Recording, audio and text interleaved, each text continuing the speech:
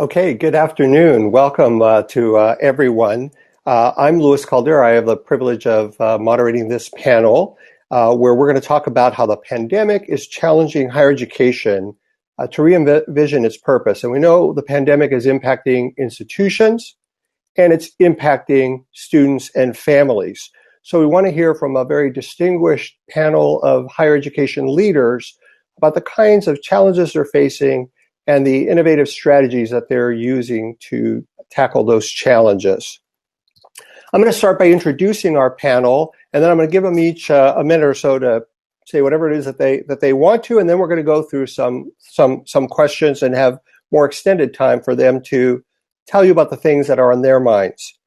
In the order that you're going to hear from them today, first is Dr. José Luis Cruz.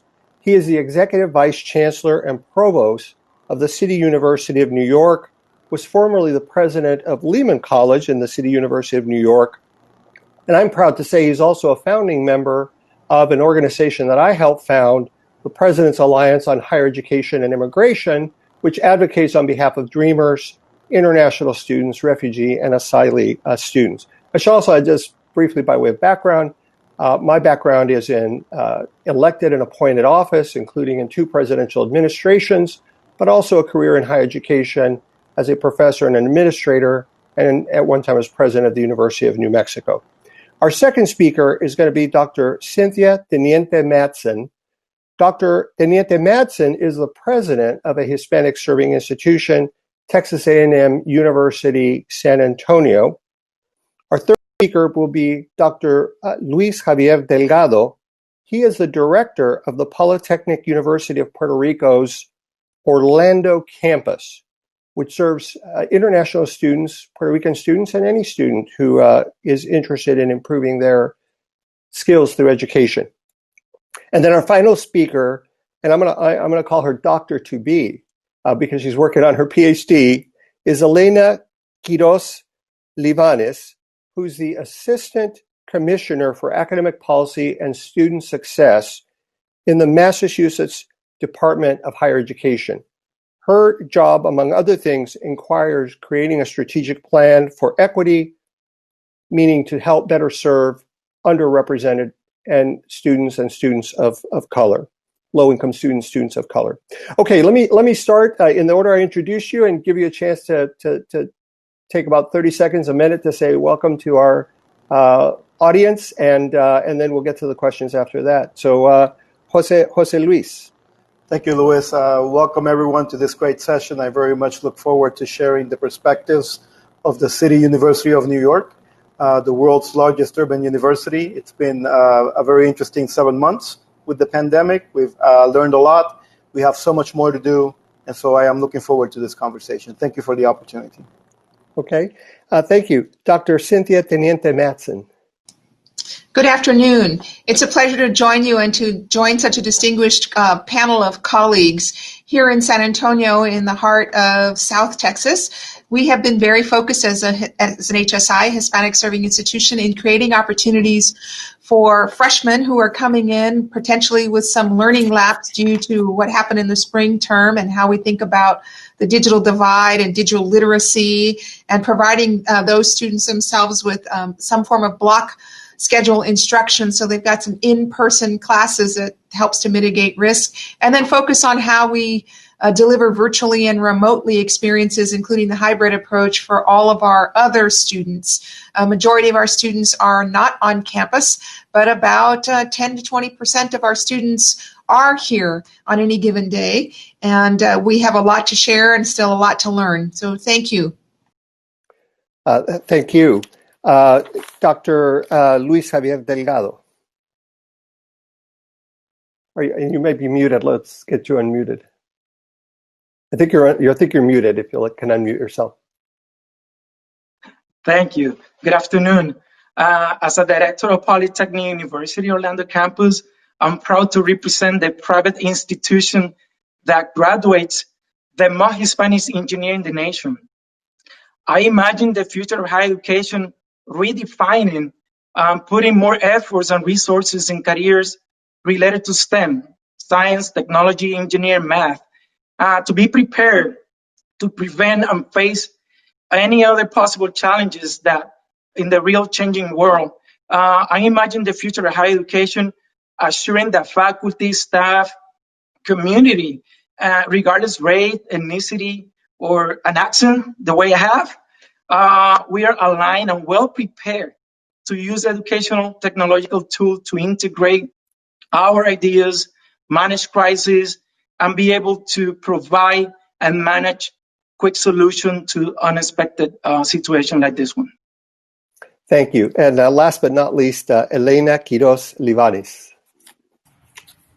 Buenas tardes. Thank you so much for having me here with my esteemed colleagues from across the country. I'm looking forward to this afternoon's conversation and learning from folks not only on the screen, but through the chat, and hopefully getting some questions and being to engage with our audience members.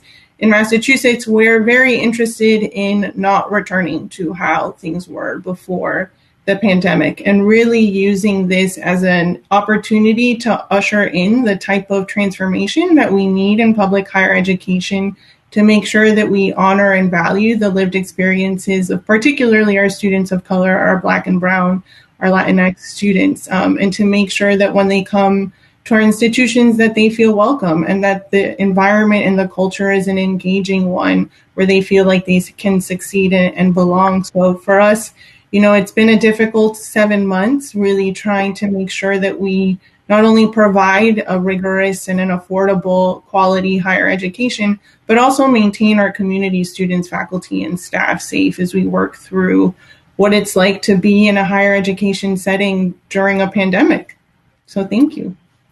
Great. Thank you all. Okay, we're going to turn to specific questions. Now, we have given out these questions in advance, but honestly, we have a really great panel of higher education leaders. So I'm going to give them the liberty to answer any part of the question or to take us in a completely different direction if they think that there's something that's more important to address. Because we know, over the last few years, we've been very pleased to see that Latino high school graduation and matriculation to college was going in the right direction. It was increasing. And yet they were some of the students who in some cases were not well prepared because they didn't go to particularly good public high schools. And they also worked a lot of hours because they're the kind of students who sometimes struggle financially. They're not just trying to pay their own education. In many cases, they're sending money home. So it was challenging for them to complete their education even before the pandemic. And the pandemic has exacerbated many of those challenges for institutions and for students and their families. So to give us some insights on how they're trying to deal with these challenges, how they see the path ahead, and what we can do to make sure that we don't lose a generation of students who stop out or are not able to complete their education. I'm going to start first with Dr. José Luis Cruz, asking him about the digital divide and access to basic needs, about accessibility to technology for students, and also how they're trying to leverage technology on campus to support students to make sure that they're as well supported as possible. Dr. Cruz. Thank you, Luis. So just a brief overview of the City University of New York to put my comments in perspective. CUNY is a 25 campus system. We're an integrated system, so we have community colleges, senior colleges, and professional schools. We serve about 275,000 undergraduate and graduate students, and then about 250,000 additional students in workforce development and certificate programs. So we are pretty much the engine of opportunity in the city of New York. And as all of you know, the city of New York was front and center when the pandemic started in the spring. And so we came to realize fairly early on in March that the best way to try to address the needs of our students that, as you've well established, preceded the pandemic, was to double down on our mission. And the mission of the City University of New York by law is to serve as a vehicle of upward mobility for the historically underserved. So we pretty much had to figure out how to move about 50,000 course sections overnight from in-person to online. And so that required, obviously, to your point, the digital divide. How do we address that? And so we had to actually declare what we called an equity period, recalibration period, just to slow down the semester before we got really going, so that we could purchase over 30,000 devices and MiFi hotspots and figure out how to distribute them at a time when, of course, there was a lot of uncertainty and panic in the city around coming face-to-face with folks. So that was the first step towards delivering on the technology. The next step was realizing to the other needs, socioeconomic needs, the reality that most of our students are of color, not only first-generation college students, but first-generation Americans, and that many of them work. And so, of course, a large proportion of our students lost their job. And then also with the school closings, a lot of our students are parents, lost the ability to send their kids to school. So the conditions under which they were learning, even if we were able to provide them the technological tools, required a different approach. And so that then led us to invest significantly in professional development for our faculty, not only on online teaching essentials, but also on how do you do a different kind of pedagogy, so that we can make sure that our students can learn and meet as much of the learning objectives as they can. It also led us down a path of new policies, pushing out the day to withdraw from the course, creating a credit, no credit option so that students would have less stress regarding their GPAs and their future plans for careers. And also at the same time, figuring out ways to help them reskill and upskill through certificate programs that could, as soon as conditions allowed, would allow them to get jobs back and be able to move forward with their families and their livelihood. So it really laid bare the inequities that we in higher ed, particularly in public higher ed, serving the students that we serve, are and how challenging they are. The fact that the pandemic really disproportionately affected, from a public health perspective, the populations we serve, also was something that we needed to think through from the standpoint of mental health and other issues. And so the university, I would say, through the leadership of its 25 campus presidents and provosts and student affairs officers, has really looked at both policy and practice from a holistic perspective to try to fill in those gaps, knowing that we still have much more to go. This fall, we're 98% online, and there's a good chance that we will continue to be so in the spring, just to make sure that we're putting safety first. That is very helpful, and it also reminds me how important it is to have genuine leaders who really care and who are really smart and work hard to solve student needs. So they're fortunate to have you, but I also know it takes students who have that incredible drive that they're not going to let obstacles stop them from getting their education. Dr. Teniente-Matson, we wanted to ask you about outreach and enrollment and how COVID-19 has been impacting enrollments this fall and what you expect for the future. And we know that enrollments are down. How can we get some of those students back in the classroom? What's your thinking on these subjects? You know, it's been really interesting, the whole phenomenon, as we think about how we look around the corner and what to anticipate, and then how we, as an institution and as a system, as José was mentioning, you know, looking at all 25 of his campuses, both chancellors and provosts, the A&M system has 11 campuses and 8 state agencies. And so, like what he was discussing with the digital divide and the logistics of getting the technology out, there is a lot more to think about in transformation of learning. It's not enough to give a student a laptop and a hotspot and expect them to suddenly be digitally literate or digital learners, especially when we're talking about first-generation households and Latino students and students from communities of color who may not have this understanding and what it takes in their household and the support network in their household to deal with this. And the digital divide issues are also significant from those people coming from sometimes within an urban city, but also in rural parts of states or America, and how the impact of the digital divide is really exemplifying, amplifying things that we've known about before. Now it's just before us in a manner in which we cannot unsee it. So to your point about enrollments, all of this context goes into enrollments. And I think Jose Luis did a great job of explaining the impacts of layoffs and the returning of the home office to the schoolroom, to the classroom, to the playroom, and everything in between. So what we have seen in Texas has been, I think, relatively consistent with what you're seeing in the world. We have some campuses and some systems where enrollment is up. My campus happens to be one of those campuses where enrollment is up. We just squeaked by. We're up about 1% in head count and about 3% in student credit hour production.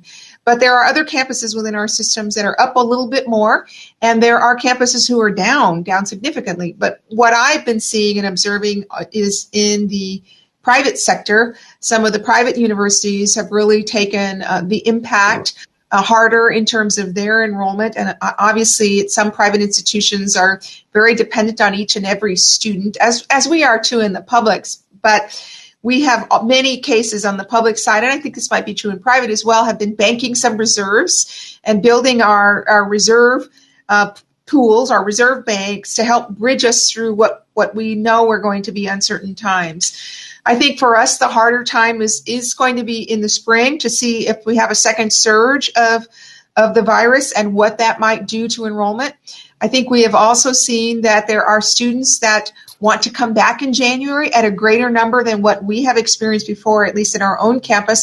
And so that is causing us to look at things differently. We don't typically do the same scale of onboarding in the spring that we do in the fall. Also, we don't typically do the same scale of freshman type, first time in college coursework in the spring that we do in the fall. So we're all making some of those adjustments to better anticipate what does the course load look like, what does course management look like, and what does all the student support look like. And that's causing us to think differently. But I think all of us on this panel would say the real challenge is going to be the next fiscal year, the next academic year, because it's very difficult right now to recruit juniors and seniors who are in high school, who are ready to come to college or on their trajectory to come to college. We're all adjusting to the entrance requirements with, some without the standardized testing.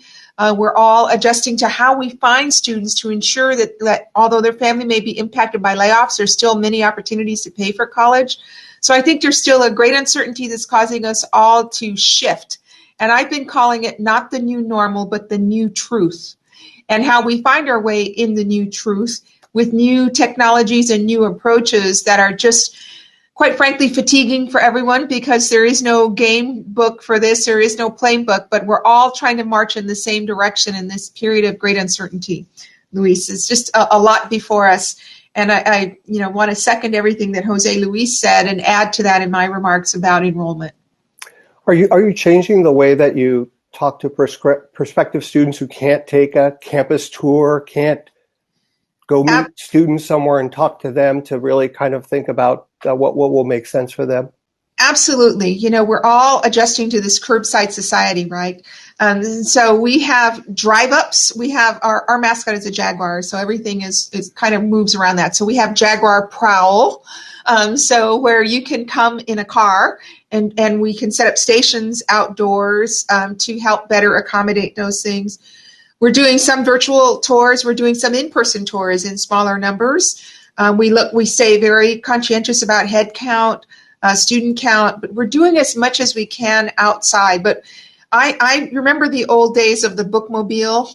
I think everybody on this call might remember the mobile library. I've been calling this the mobile admissions tour, that we're going to have the bookmobile approach to driving into neighborhoods, because in some cases students aren't in school, students are at home. They're taking care of other siblings, they're taking care of elder care, particularly in Latino communities, and they're working all to help support the family. So we have to go to where they are in their neighborhood community centers, neighborhood libraries. Not that we weren't doing these things before, but we could organize differently and plan around that. We're doing a lot in the schools right now and with teachers and counselors differently, and it is creating a lot of ingenuity and also creating a lot of uncertainty, because you don't have any idea what that yield is going to look like until much later, because we can't count on the traditional methods. Well, thank you for that great commitment to those students on their behalf, because that makes a huge difference in people's lives. Dr.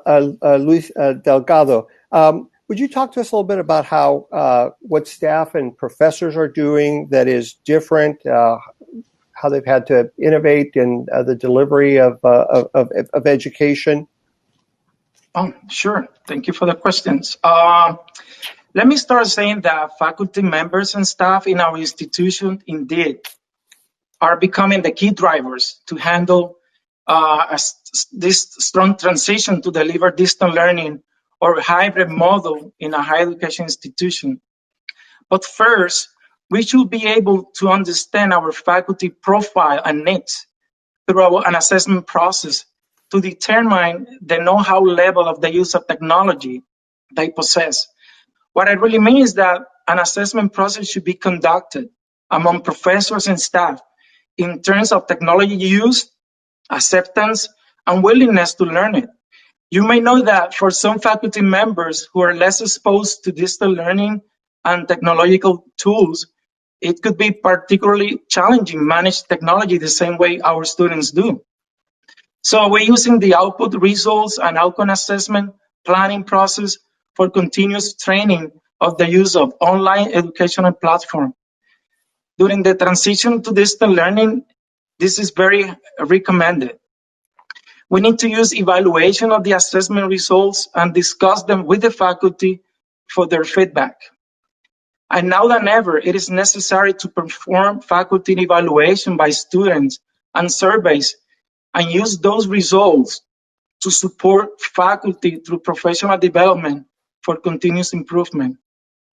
I think another key for transition to distant learning and to do things better is to make sure that we all are using a strong, recognized educational online platform to support almost every activity that is usually performed face-to-face. We also have to think about our staff. Staff usually receive most student concerns and complain about any situation related to their classes and their experiences. So staff must be prepared as well, in one hand, to understand the use of educational online platform as well, and be able to address any issue or student concern. But it has to be as quick as possible, because any delay in taking care of a student situation at this moment could result in unwanted consequences, and we don't want that. So again, key drivers, key decision to be handling this transition to distant learning better than others, I think includes the planning process that I mentioned, continuous assessment of faculty and staff needs, and the knowledge of the use of technologies they possess, having an adequate online platform, the ongoing training of staff and faculty evaluation by students, student needs assessment and satisfaction surveys, and also the preparedness to address any student concern as quick as possible. Could I ask you about meeting students' mental health needs, and also for others who are members of the campus community, staff and faculty? I know I was teaching in the spring, and that transition to online teaching was really hard. And I had some students who would send me emails and say, "I'm sorry, I'm just having some real challenges, some real mental health challenges." So I was very flexible in terms of saying, "Don't worry about it. Get it in when you can get it in." Recognizing that for some students it was easy. They had places to study. They had good internet connections. And for other students, it was incredibly hard. And hard also because they had family members who were struggling or who had caught COVID-19. Could you talk to us about what kinds of things you tried to do to meet mental health challenges? Yes, actually, we're having a conversation about our student mental wellness. We do have concerns. The staff and the faculty, we constantly have an important conversation about how we're going to manage students and parents' uncertainty about getting the right education through the use of educational tools We're having conversation about making decisions to assure that we are providing the necessary tools for mental health, the resources, and respond to student needs, the needs that the services that they really deserve. We're having conversation about how the nation economic uncertainty and how politics influence in a positive or negative way, including the public and private sector, because that really affects student mental health. We're talking about the risk of having face-to-face classes amid COVID versus the effectiveness of distant education. And we talk about the job opportunity for students when they graduate. There is a lot of concern about jobs opportunity. There is a concern about how do we support faculty and staff adapting to new technology, but students keep asking questions about cost of education now that we're going distant learning. And actually, what we're doing is meeting with faculty and staff and professional to address this concern, manage student idea. This is what we call the new normal, and we're taking this very seriously. We use the results and the assessment that I mentioned before to bring solution about we're gonna keep managing these unprecedented changes. You may find very different opinion and objection to the administrative decisions sometimes, but the most important thing is how those decisions we make as administrator will impact and support student health and their needs. We cannot hide from the real issues, but we can prevent them and learn from them to reform the Latinx students and support all groups in the future. Okay, thank you very much. Sure. Elena, could you, I think people don't actually even realize how incredibly diverse Massachusetts is, how many Latinos are there, people of many different kinds of backgrounds. And of course, it's one of the states that has is known for its higher education, and for its, very high-tech, technology, education-driven economy.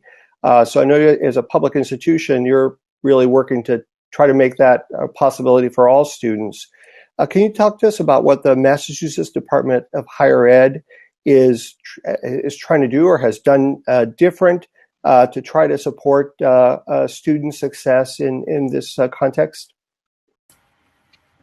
Sure, and thanks so much for the background on our state. I do think that people are often unaware of just how diverse we are, especially when I think about places like Holyoke and Lawrence in Massachusetts. You have a large percentage of Latinx folks, particularly Puerto Ricans, living there. And we have a number of HSIs, and the number of designated HSIs is growing in our state, which we love to see, particularly with our community college segment. But just a little background on our system for context. There are 15 community colleges, 9 state universities, and 5 UMass campuses, and we actually educate the largest percentage of high school students who graduate from public high schools in Massachusetts, despite the large number of independent institutions. It is interesting, we have over 90 independent institutions in the state, yet the majority of our public high school graduates go to public schools. And over 90% of those that graduate from Massachusetts public higher education institutions stay in the state, which is really important for us to make sure that we're able to contribute to our state's economy. And so I think one of the things that we started working on right before the pandemic was our equity agenda. And then the pandemic hit and folks asked us, well, are you going to stop? There's a pandemic. And our commissioner, Dr. Carlos Santiago, said, absolutely not. This is the time when you press the accelerator on something like an equity agenda, you don't put the brakes on it. So I think one of the most exciting things that we're doing right now is a policy and program audit, where we are examining every single policy and program that affects students to determine whether or not it exacerbates or alleviates racial disparities. And that goes anything from admission standards to developmental education to cultural climate on campus. And so when I think about why we're doing that work, we're doing it because the system of higher education was not serving students of color well. It wasn't. It wasn't intended to serve students of color historically. That's not why higher education was started in our country or in other countries. And we've never really reckoned with that history, I think, as a field. And so this is the time to do it and to develop and transform our institutions so that when students do come back to us in person, it's a totally different environment. And that is the hope. We want them to come back, and we want them to come back to places that feel like home, places that feel like we value their lived experiences. There's a lot of things that we're doing to change the language on how we talk about students.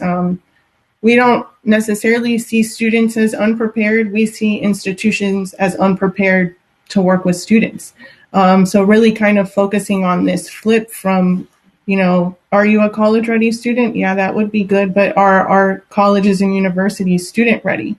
So I think continuing to focus on that work is really going to be important for us, and to basically change the policy scheme. So the question we're asking ourselves as policymakers, do we have the will to policy in an equity-minded way during a pandemic when we're not only dealing with a public health crisis as far as COVID-19, but we're dealing with racism, which is another type of public health crisis. And so that's where we are as a state. And I would say that has to do with the leadership that we have at the department. Sometimes we forget that students live in a family context. And so it's not just about what's going on in their lives. It's also about what's going on with their families and the kinds of supports families need. Are you able to focus on also trying to deliver services and supports to students so that they can have family contexts that are more supportive of their educational journey? In some sense, yes. And I think we're trying to recognize that the way that our students arrive at our campuses is different. Like every student just has different backgrounds, and being able to welcome that and honor that and value that. I think earlier there was a conversation, I think it was President Teniente-Matson, that talked about like elder care. Like that is something that we just do. I'm at home with my parents right now. So I think many of us are just living that, and our students are as well. So like in higher education, the question becomes, can you translate that into credit? Like that's some type of knowledge there that is of value. How do we redefine what knowledge means and say, like, you learned to do this type of thing while you were at home. You were taking care of your child. We have courses in education. Can we translate that into credit? Like, how do we really start to question those things? And I think as a government agency, the other thing we're trying to do is not just work as a Department of Higher Ed. We're working with the Department of Mental Health to the mental health questions that were going on earlier to figure out how do we get support services for not only those students that are on campus, but students that, for whatever reason, are out of state, but their mental health provider is in Massachusetts. So working with other regulators to figure out some flexibility there.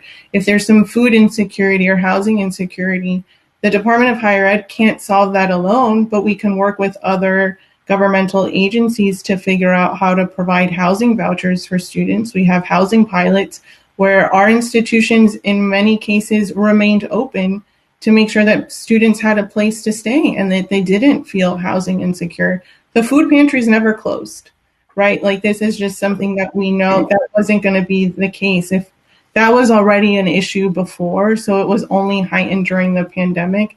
And so anything that we could do to connect students to multiple resources and to not only support them, but their families, that's one of the major roles that we play as a government agency.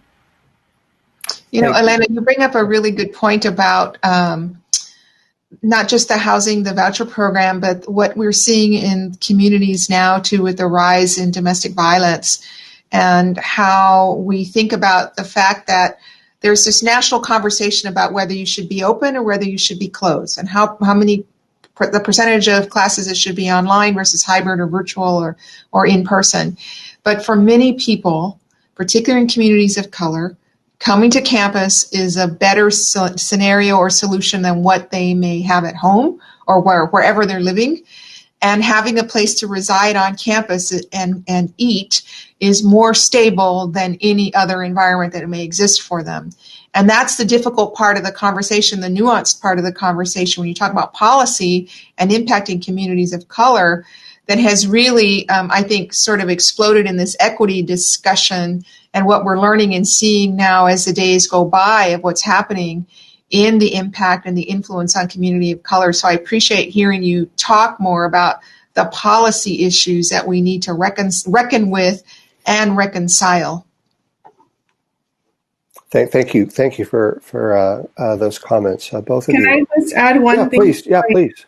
Like, just for example, I think there's a way for higher education institutions to remain open in a safe way to address the issues that you just raised. And I just want to give out a shout out to our state universities. They're at 40% occupancy, but the positivity rate is less than 1.6%.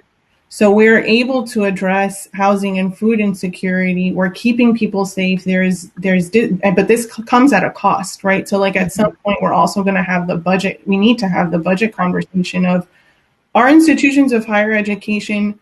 They're playing a very complex social role. And it's not just about education anymore. It's about providing all of these social services. So from a budgetary perspective, how do state governments recognize that in a budget conversation? So I just wanted to give them a shout out because I think that's incredibly impressive to have less than a 2% positivity rate with almost 50% occupancy. Indeed. Let me open up for some questions within the panel, and then we'll take questions from the audience afterwards. We're in the middle of an election. One of the issues that has been caught up, unfortunately, in the context of the election was whether there would be more federal support for state and local governments, including for education and universities, because the costs have only gone up. And state revenues are down. Tax revenues that support public institutions are down. Personally, one of the reasons I think it's really important for Latinos to participate and to vote is because if we have the opportunity to shape public policy, I think our community is going to support those who will invest in our institutions and who see education as a public good, not just a private good, and make it so that students aren't leaving college with these tremendous debt loads. So my sense is that this is a group of higher ed leaders who are optimistic, notwithstanding the challenges about what higher ed is and what higher ed can be, and the role it can continue to play developing the talent in our country and contributing to economic development and innovation and all those kinds of things. So I wanted to ask you what your thoughts are in the context of this pandemic, but beyond this pandemic, in terms of what do we need to do in higher education to deliver on the promise and the opportunity of increasing of accessible, affordable, quality higher education for those who really need it. I mean, those for whom it's going to be the key to success in life or not. And we can have an open discussion if you're so amenable. So I'll take the first stab at that. Thank you, Luis. I think it's a great question, and I think that ultimately, as you mentioned, there's an election coming up. So I think depending on the results of that election is, what the challenges will be and the type of things that we as educators should be looking to do to ensure that there's equity and that we can accelerate progress for all people, particularly people of color and low-income students that we serve. I think that that will require, of course, that we extend beyond our role as educators and also embrace our role as activists and advocates. Because the reality is that even before the pandemic, as we were talking about earlier, the disparities in terms of investments and opportunities for the students that are represented in this panel have been quite dramatic. So if you just look at the K-12 sector, to this day, we continue to spend less and cluster our students of color and low-income students in schools where we assign the least classified teachers, that we expect less, and that we actually spend less in their education. And then this translates to higher ed, where then we are in the process of trying to add value to those that have been shortchanged in K-12. So I think that as we move past the pandemic, we have to take the lessons learned from the past 7 months, and however many more we have to live through this, to really double down on what it is that we're going to do, not just as educators, but as I said, as advocates and activists, to make sure that the resources that we need to eradicate and disrupt those structures of oppression and systems of racism, that we do take care of that. Thank you. If I may. Please. Yeah, I think we need to keep taking responsibility about the way students are learning and about their interaction with the community and the university. We need to we are taking COVID impact very seriously, and we are listening to our students. We need to listen to their parents' concerns as well. And we need to keep looking for a quick and affordable solution for our student persistence, motivation, and trust. It is a hard work, no doubt, but we are educators. We also human beings. And we are here to make changes and transform students' lives.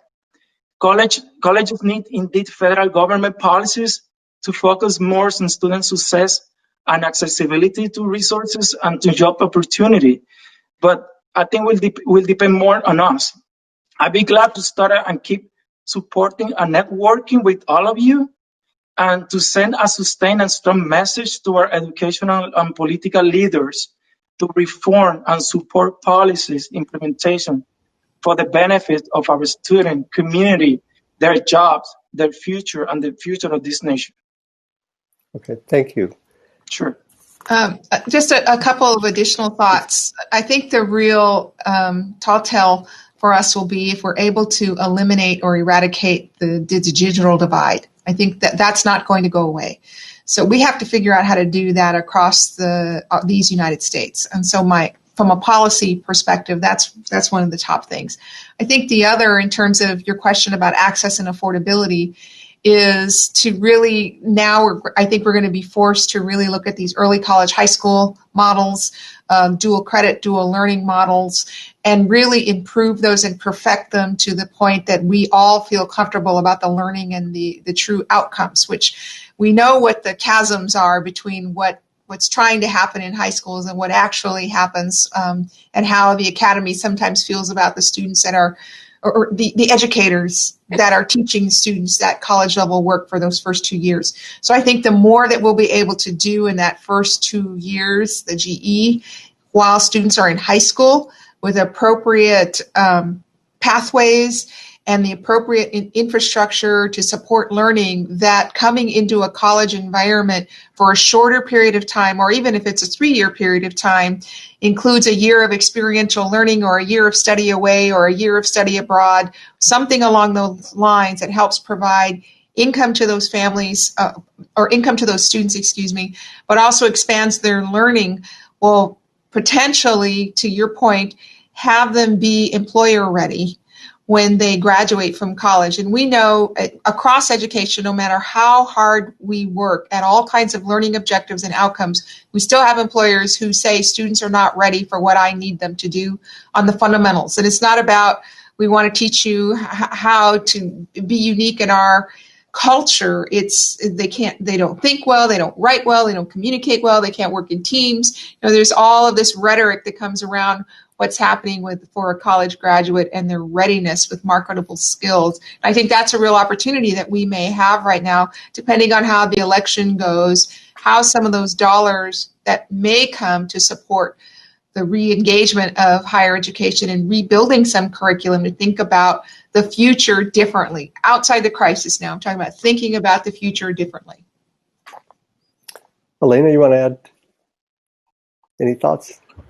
I think and I agree with everything that's been said, that the one thing I would add is that we have to recognize that in order to really participate in today's workforce, most students are going to need a post-secondary credential.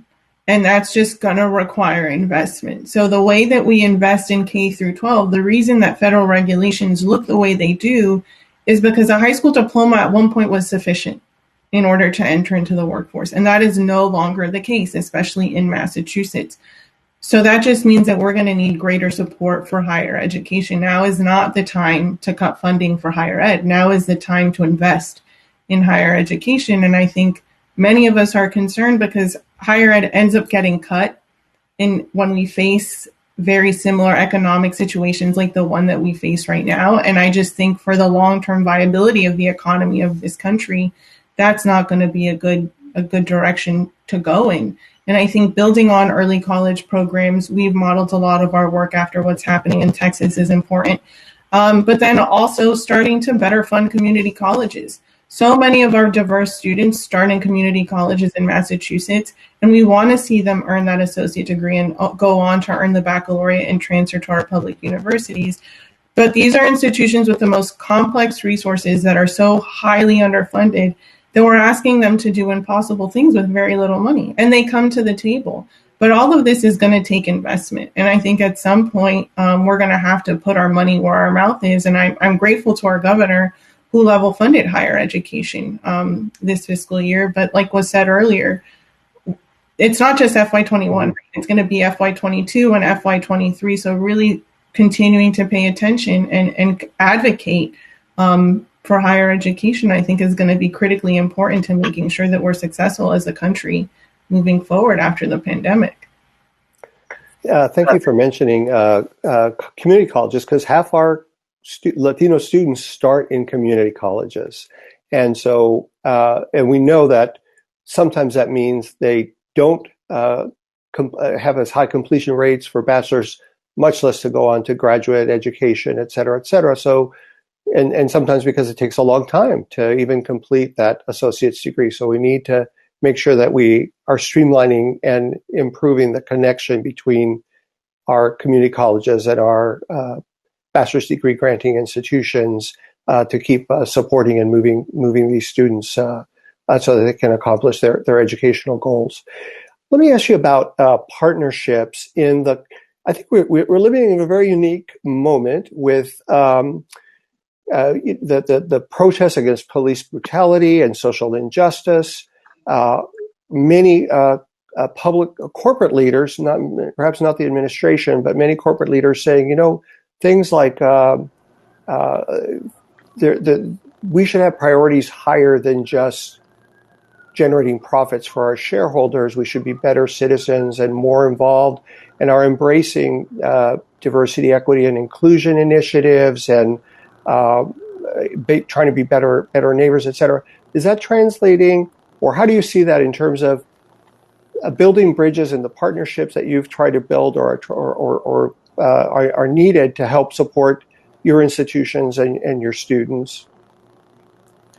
I'll say from the standpoint of New York, we have been fortunate that as we see the convergence of the pandemic and the social awakening around racial injustice across the country, that we've been able to partner with New York CEOs who have banded together and committed to producing 100,000 new jobs for the residents of the city, with a particular focus on those that have been left behind. And so from the standpoint of connecting with the City University of New York, given our scale, and to the point that has been raised around community colleges, we are focusing our work on creating very clear pipelines that will ensure that the students, either through their associate's degree or micro-credentials or certificates, at the end of the day, not only have that credential in hand, but also have that job that they need to be productive and have family-sustaining wages. And so to the earlier point around, it's not only about what educational institutions need to do, but also what our partners need to do differently, right? So it's one thing to be complaining that our graduates don't have the skills that they need. It's another to sit down, articulate what those skills are, work with our faculty, make sure that the curriculum reflects that, and then have that job waiting for our students once they come knocking on the door with our degree. So that's part of the way that we're structuring the partnership in this moment in time in New York, and we're very hopeful that in spring 21 we'll have the first set of micro-credentials in place and have some students moving through that. Great, thank you. Other thoughts on partnerships from any of the panelists? Sure.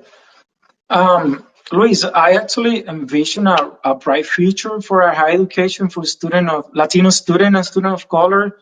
I have witnessed their success and contribution to science, health, technology, education, and community engagement. And because of that, we are constantly in good communication with multinational enterprises. For alumni graduated from STEM program, business program, for internship and employment. And it have worked very well. So there is a huge need of bilingual engineering, bilingual entrepreneurs. We have made various articulation agreements with other higher education institutions to promote best possible outcome for students. So, as our country becomes more diverse, we absolutely have got to tap into the talent of that diversity, of all of our people. And to the extent that Latinos and a lot of our kids are growing up in